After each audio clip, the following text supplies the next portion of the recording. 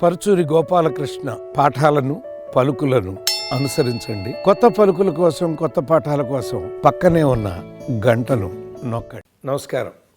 నా విద్యార్థులకి పరుచూరి పాఠాలకు స్వాగతం. ఈ రోజున చిత్రలహరి మైత్రి మూవీస్ వారి సినిమా.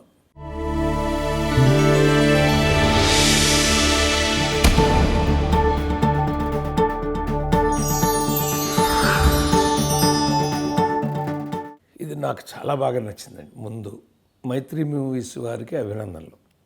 ఎందుకంటే ఒక అద్భుతమైనటువంటి పాయింట్ అండి. ఎవరికి వాళ్ళు ఈ ప్రపంచంలో తన గురించే ఆలోచించుకుంటారండి.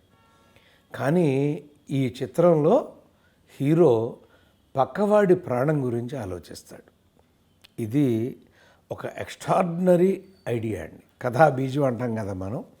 ఈ కథాబీజం పక్కవాడి ప్రాణం పోకుండా ఉండాలి అంటే యాక్సిడెంట్లో ఒక ఇన్స్ట్రుమెంట్ని కనిపెట్టినటువంటి ఒక కథానాయకుడి కథ ఇది.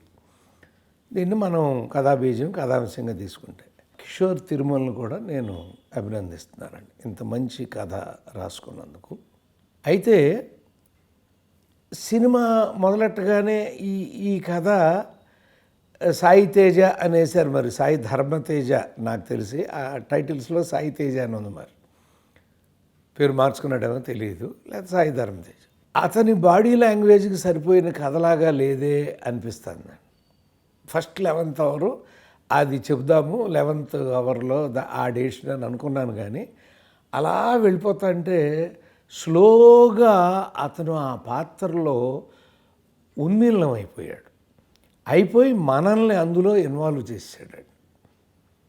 నిజంగా నాకు ఎంఏ తెలుగు సాహిత్యంలో చదువుకున్న మాట, పైన నువ్వు ఒక నాటకం చూస్తున్నప్పుడు అక్కడ ఉన్నటువంటి రసానికి అనుగుణంగా నువ్వు స్పందించకపోతే అక్కడున్న కుర్చీలతో, గోడతో, స్తంభాలతో సమానం అని అంటాడండి కవ్యాలంకార సంగ్రహంలో. అలా ఇది నిజంగా అంత హార్ట్ టచింగ్. ఏంటంటే ఒక మనిషి ఓటమి ప్రతివాడు తన ఓటమిలాగా యువకులు భావించి ఉంటారండి. అందుకే మంచి విజయం సాధించింది ఈ సినిమా. రెండోది ఏంటంటే సామాన్యంగా టైటిల్స్ కంటే ముందే మన కథ కొంచెం చెబుతూ ఆ పిల్లాడు కంటే పాపం తను కష్టపడి చప్పట్లు కొడితే లైట్ వెలిగింది, వాడు సాధించాను గెలిచానని వస్తానేసరికి అప్పటికే ఇంకొకడు అలా కొట్టి అక్కడ వెలిగిస్తాంటే వచ్చి రోడ్డు మీద పగలగొట్టేస్తాడు. కొట్టగానే సాంగ్ స్టార్ట్ చేయగానే మళ్ళీ ఐజర్ కనిపిస్తుందండి. ఇదేంటి హీరోని ఇప్పుడు అంటే ఒక ఫెయిల్యూర్తో సాంగ్ని ఎప్పుడు norms of cinema screen play అండి. ఓ ఫెయిల్యూర్లో సాంగ్ చేయొచ్చు, అది ఎప్పుడంటే ప్యాథోటిక్ సాంగ్ అయితే. ఇక్కడ ఆ మ్యూజిక్లో ఎలా కనపడిన పిల్లడు ఇదేంట్రా అని అనుకునేసరికి అతను ఫెయిల్ అవుతానే ఉంటాడు. కాబట్టి ఇది కూడా 11th అవర్ దీనికి అతను ఆ డైరెక్టర్ తీసుకున్న నిర్ణయం కరెక్ట్. అలాగే వెళ్ళాలి అది. అయితే ఇందులో ఉన్నటువంటి ఒక 2 పాత్రలు మీరు గమనిస్తే, హీరోయిన్ దగ్గర దొరికిపోవడానికి కారణం స్నేహితుడు సునీల్ అవుతున్నాడు.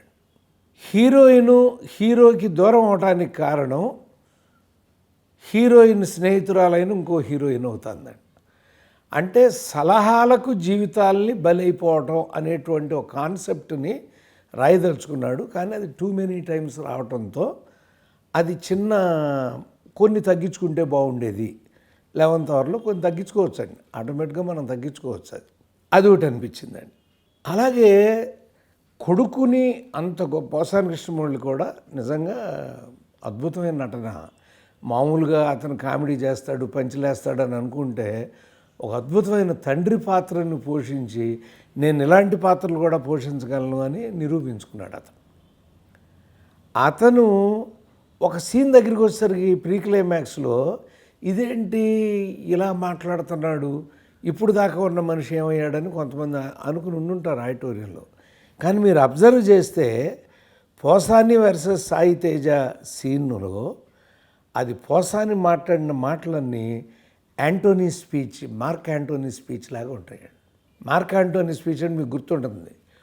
పొగిడినట్టు ఉంటుంది అది, కానీ దానిలో విమర్శ ఉంటుందండి. మీరు ప్రతిఘటన సినిమాలో చూస్తుంటే అక్కడ అడుగుతాడు అతను, అది ఎంతకీ మనం పొగుడుతుందా తిడతాందా నాకు అర్థం కావట్లేదయ్యా అని. అది మార్క్ ఆంటోనీ స్పీచ్ అండి. అలా ఒక అద్భుతం ఆ సీన్ మాత్రం డైలాగులకి నిజంగా అద్భుతమైనటువంటి మార్కులు ఇవ్వచ్చాడు. అంటే డైరెక్ట్గా చెప్పకుండా నేను ఎవరి మీదో నింద మోపుతున్నట్టుగా అది ప్రత్యక్షంగా కొడుక్కి చెబుతూ పరోక్షంగా ఎవరి మీదో మోపుతూ ప్రత్యక్షంగా కొడుకు కళ్ళు తెరుచుకోవాలని జ్ఞానోదయం చేసే సీన్ అది.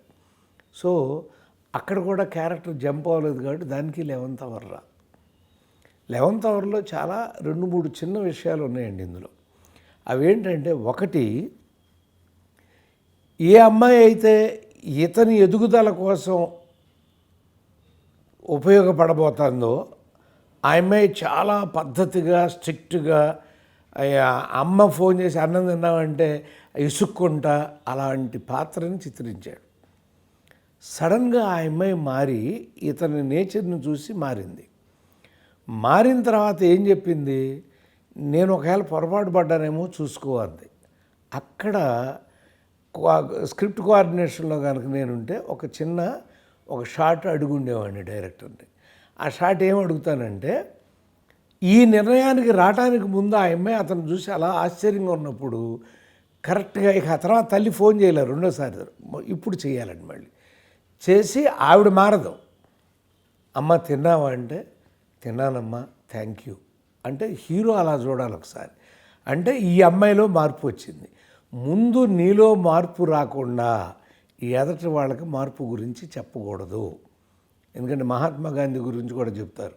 మా అబ్బాయి బెల్లం తింటున్నాడండి కొంచెం చెప్పండి అంటే, మహాత్మా గాంధీ జీవిత చరిత్రలో మీరు చదివి ఉంటారు అందరూ కూడా. ఆయన వారం రోజులు చెప్పకపోతే పక్కింటి వాళ్ళు బాధపడ్డారంట, ఏంటి బెల్లం తినొద్దురు అబ్బాయి అని చెప్పడానికి ఈయన ఎంత టైం తీసుకుంటాడని. అప్పుడు చెప్పాడు, నాకు బెల్లం తినడం అలవాటు ఉందమ్మా, ముందు నేను మానేసి ఆ పిల్లాడికి చెప్తున్నాను అని అన్నాడు అని చెప్తారు.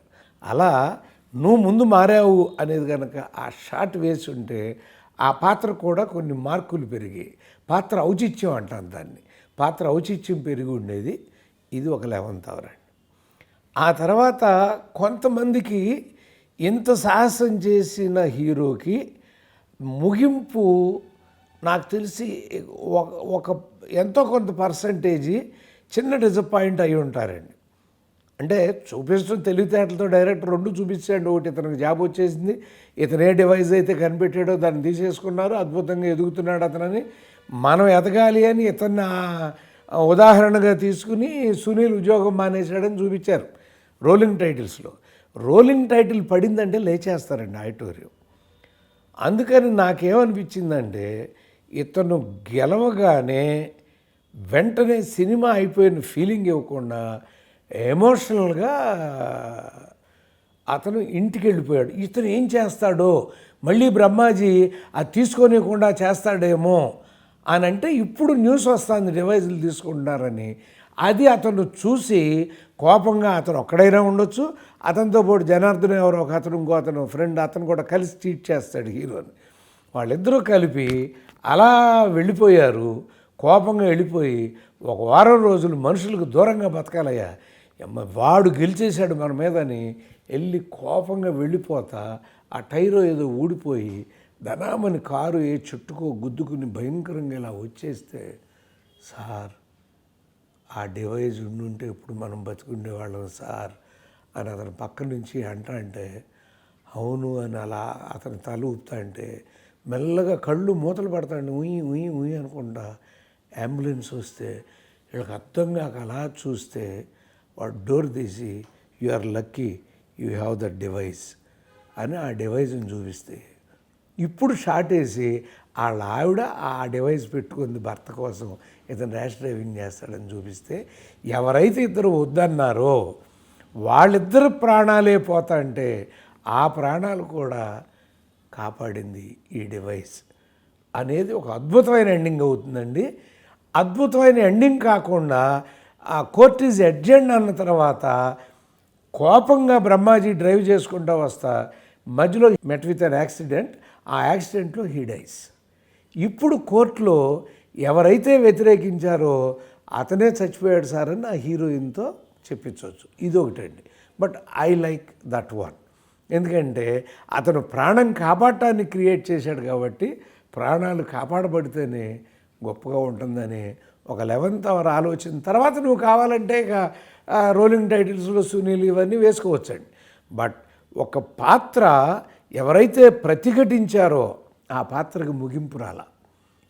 దీంతో ఆ పాత్రకి ఒక అద్భుతమైనటువంటి ముగింపు వచ్చి ఉండేదండి. సో ఎదటివాడి ప్రాణాన్ని కాపాడాలి అనే ఉద్దేశంతో జీవితం అంతా పోరాడుతూ తనే ప్రాణాలను ఇవ్వటానికి సిద్ధపడ్డ ఒక హీరో కథ ఇది. కాబట్టి ఇది చాలామంది మీరు బాగా చూశారు.